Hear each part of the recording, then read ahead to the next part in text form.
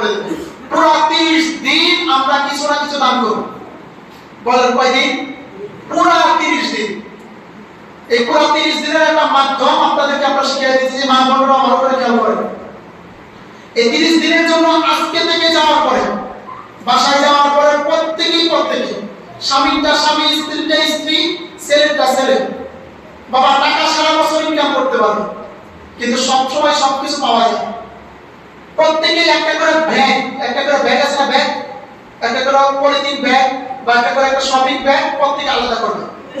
প্রতিদিন দিনের বেলা হয়তো 5 টাকা হয়তো 10 টাকা, রাতের বেলা 5 টাকা অথবা 10 টাকা, যেইটা যতটুকু পেলাবেন প্রথম দিন, মনে করেন প্রথম দিন 5 টাকা পেলাইছেন, প্রতিদিন একবার সকালে 5 টাকা, রাতে 5 টাকা, প্রতিদিন পুরো 30 দিন একটা ব্যাগের ভিতরে এই 5 টাকা বা 10 টাকা করে প্রতিদিন জমা করবেন।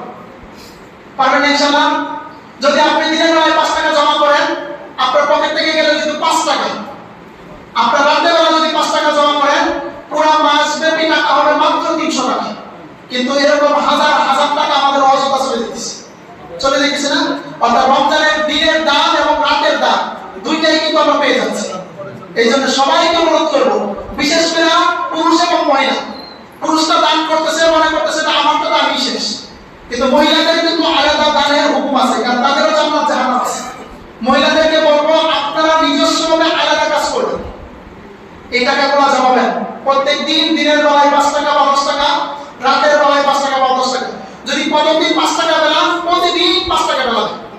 একটা আছে না, আজকে 50 টাকা দিলাম, কালকে 30 টাকা দিলাম, পরের দিন 2 টাকা দিলাম, এরকম না। যদি 5 টাকা পেলাম, প্রতিদিন 5 টাকাই পেলাম। আর যদি 10 টাকা পেলাম, প্রতিদিন 10 টাকাই পেলাম। এক 2 নাম্বার জিনিস খেয়াল করেন, আপনারা যারা এই ব্যাগগুলো জমাবেন তো জমাবেনই। যদি আপনাদের ছেলেদেরকেও আলাদাভাবে দেওয়া যায়, পরিবারের সকলে আলাদা আলাদা ব্যাগ করবেন। এবং ঈদের দিন, এই রমজানের ফজিলত শুরু, এই ব্যাগগুলোর টাকাগুলো গণনা করবেন না। কি করবো আমরা? গণনা করবো না, ব্যাগটা বাইন্দা মসজিদে পাঠাই দেবো। কিসের জন্য পাঠাবো? কোন নিয়তে পাঠাবো?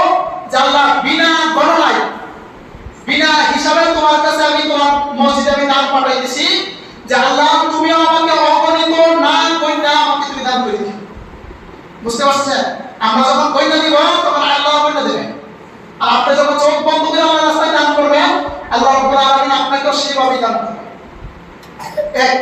এরপর আবার খেয়াল করেন, দান করা যদি আপনাদের সকলের সম্ভব না হয়, অন্ততপক্ষে আপনার স্ত্রী এবং আপনি দুজনে আলাদা আলাদা রাখবেন।